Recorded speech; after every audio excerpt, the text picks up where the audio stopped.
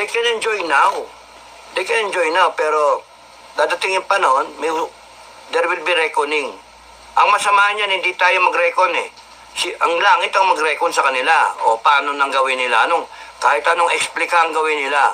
Bossing wala naman nakakakita nun eh. O bossing ito. They cannot buy their way sa langit. They cannot. Diba? They cannot corrupt heaven, San Pedro. They cannot. They cannot corrupt the angels there na para makapasok lang sila.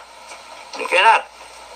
So, all these things happening around us may purpose. So, huwag kayong matatakot. Huwag kayong masisindak. Dapat nga tumapang kayo eh.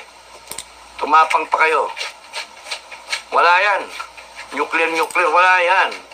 Sabi ko nga sa inyo eh, ang nuclear kasi, pagputok nun, hindi naman niya kayang butasin